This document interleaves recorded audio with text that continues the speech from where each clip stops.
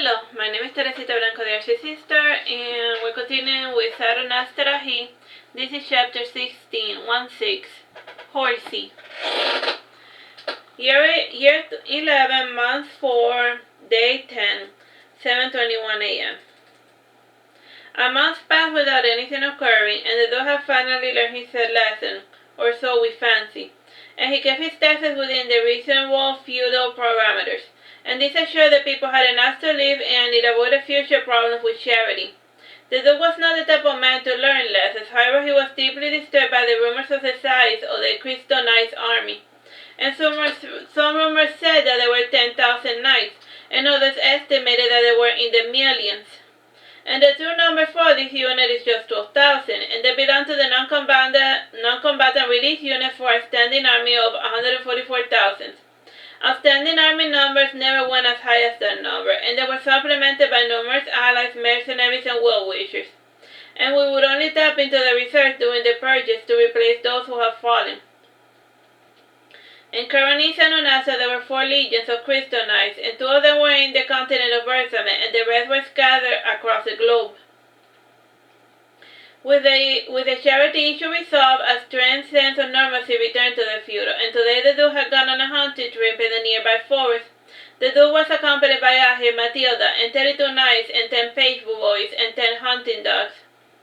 For his trip, Ahir wore a reddish Persian dress with a white cuff and white pants, and his white turban had a peacock feather attached to a red orb.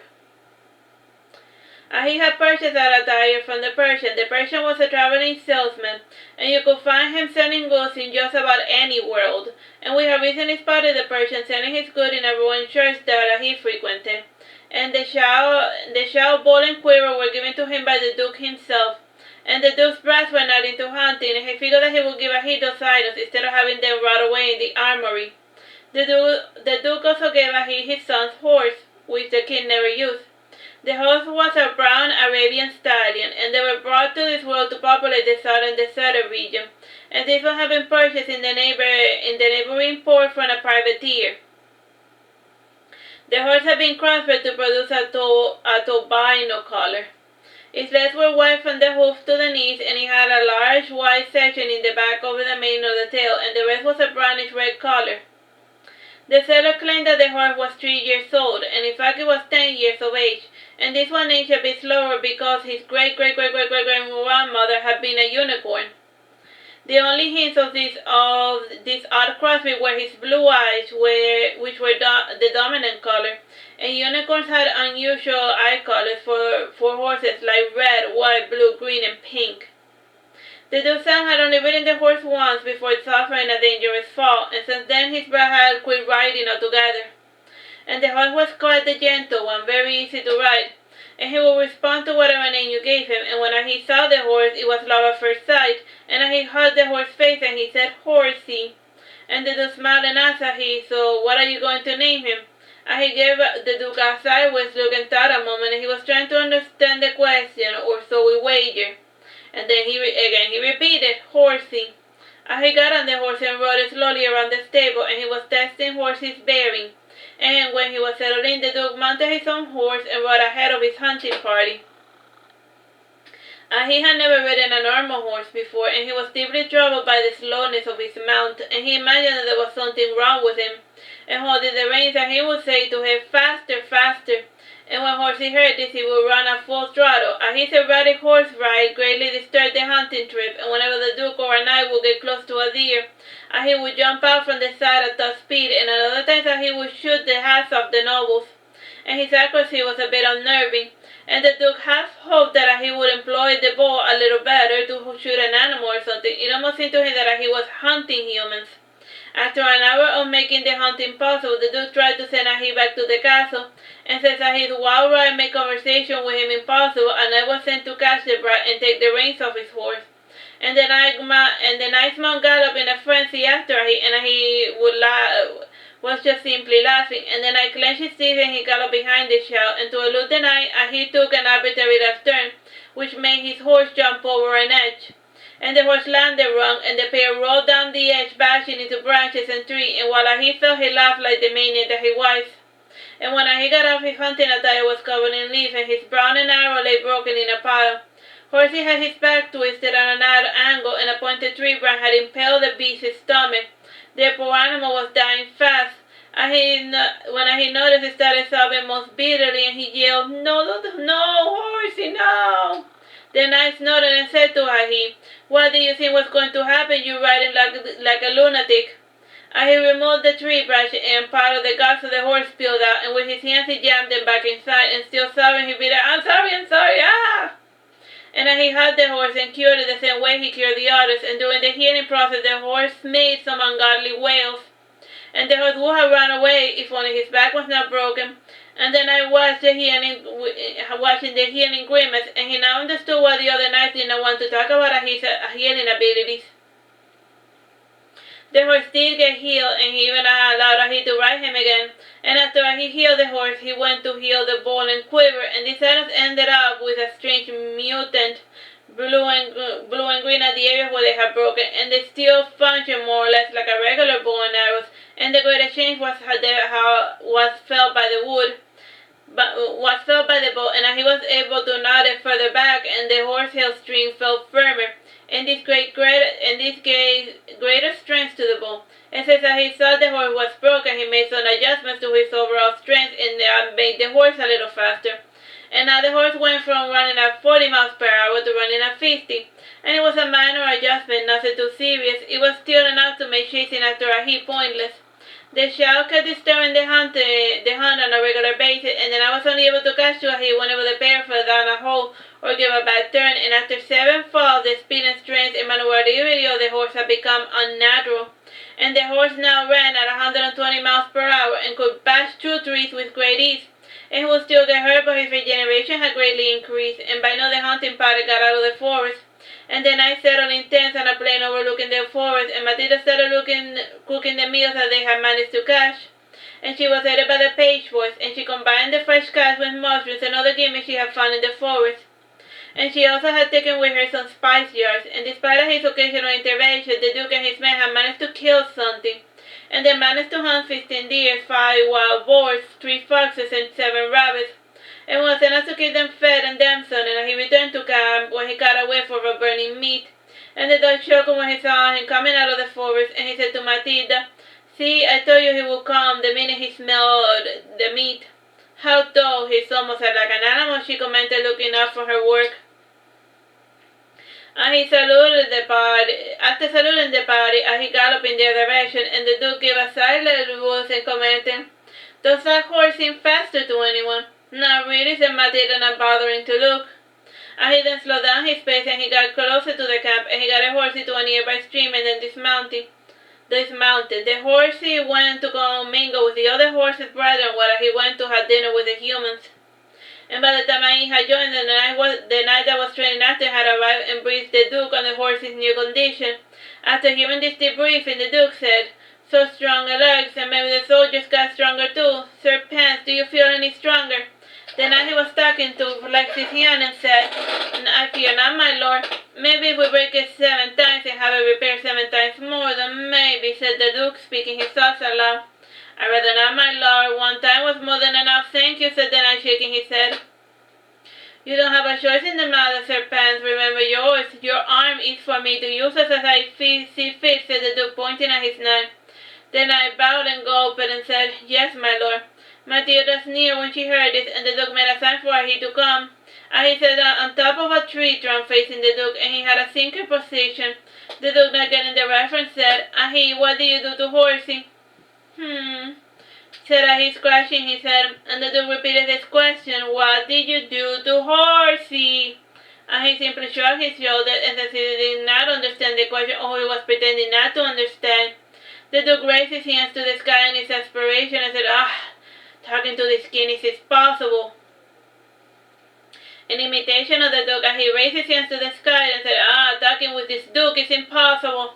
The Duke snorted before saying, "Now he's just messing with me." The dinner went by uneventfully, and after dinner the Duke and his knight stretched out his hand, and the Duke personally sliced off his servant's arm off with a great axe, and the knight was quite the trooper, and he shook his head when he saw the gory scene. And Horsey shook his head and said to Ahi, no heel to chop limbs, and the other simply heard Horsey neighing. And Matilda wondered if he could talk to animals, and he went to the knight and raised his finger, and the knight, holding his wounded arm, his wounded side, dragged himself to the floor to get away from he, and he looked at Horsey, and Horsey nodded, and he touched the wounded side with his finger, and he looked intently at the horse, and he nodded as if coming with a decision. And he touched the wounded side, and the healing was swift, and the knight did not feel any pain, and this healing was superficial, and he did not regrow the arm. And in defiance of the Duke, he took the severed hand and carried it on his shoulder, and his blood dripped over his red attire, and he stamped on the ground twice with his right foot, and then he walked over to his horse and mounted. Before leaving, he grimaced and said to the crowd, and Horsey galloped swiftly back to the castle, and the Duke shook his head as he saw he departed, and he would have whipped he into obedience, if only he was not so afraid of him. And when he rode back, he pondered on what to do with the hand, and part of him wanted to eat the hand, and Castor suggested he kneel it in his dungeon to make a point. And in the end, he decided to eat the arm, and since he was busy eating the arm, he let go of the reins, and Horsey slowed down to a normal trot to let he eat his fill. And this slow pace gave the town plenty of time to gasp and point at he, and they all had heard rumors of the dragon. Still, nothing they had heard compared to reality. He was finished with the arm halfway into town, and he even broke the bones to get at the marrow, and what most shocked the townspeople was that he ate the entire arm, bones and all. And feral dragons ate their meals entirely, and they rarely went to the bathroom, which caused some females to bloat up, and their stomachs kept corroding the bones and skin, and when confronted, the dragons would vomit while they could not digest of the meal, and this vomit would come out in the form of sticky, corrosive sludge, and at other times they would breathe out nauseous gas. And by cracking their teeth, feral dragons created fire, and a fire of sludge was as persistent as a burning of crude oil. And this only applied to female feral dragons, and the male was tended to completely burn off their food, and they would exhale in the form of fumes or flames.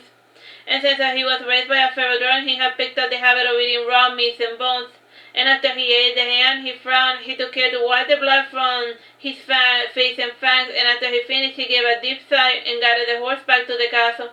And Horsey said to him, "Worried?" And he nodded in response, and Horsey stopped suddenly before the gates, and he seemed restless and reluctant to step within. And he patted the side of the neck of the horse to calm him down, and Horsey made his way to the stable somewhat reluctantly. And he saw outside of the stable Artsy talking with someone, and based on his scent, he concluded that the stranger was a dragon. And his instinct told him that the dragon was of the murderous variety. The human form of the dragon had short blonde hair, and his blonde hair was combed back, and he had large, expressive green eyes and thin aquiline nose with somewhat thin lips, and he had a strong chin and normal cheeks, and his face could either pass for a boy or a girl, and since he had short hair, he looked manlier, and his frame looked just about average, though in the dress he might have been called a delicate maiden. And he pondered on much of those inconsistencies, seeing as though most dragons' human forms had nothing to do with their true form. So he looked like that on purpose. The man was wearing a traveling coat over his noble attire, and he had his travel hat beneath his arm. All tongue-speaking dragons had human form, and this human form was acquired via magic or through special ensigns. And this dragon had acquired such form because they lacked opposable tongues, and human form was chosen because humans had the most complex hand bone structure, and it was useful for more refined draconic hobbies like magic. Artsy saluted when he saw him approach, and he dismounted, and then one of the Duke's servants took Horsey within the stable, and he noticed the small blonde girl petting one of the horses, and he did not get a look at her, since Artsy had dragged he in front of the magic dragon. And Artsy said to he, "This is Mordred, an old friend of mine. He's a magic dragon just like you." And he gave Mordred a sideways look before saying, "That's all." The Duke had brought us hunting after 4 days, and when he returned he was surprised by Mordred's surprise visit. And usually any surprise visit by a nation of birds was bad news.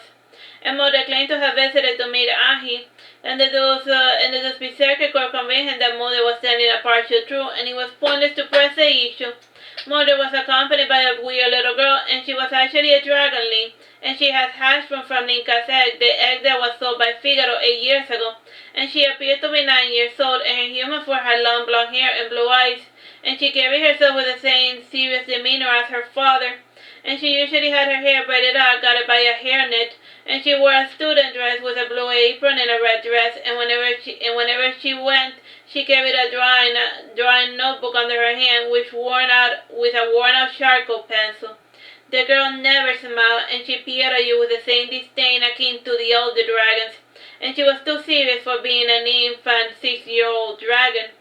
And her official human name was Brunhilda Teoshallo, Duchess of Albion, 115 Princess of Vergerum.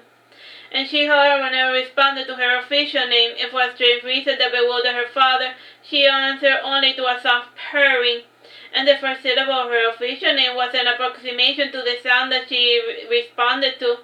And the girl had taken to following a heel around, and the pair were never too far from each other, and Brunhilda was a shy child, so she trailed her at a distance, and today the Duke was conversing with Mordred, and they were sitting in the Duke's favorite guard tower, which faced the sun.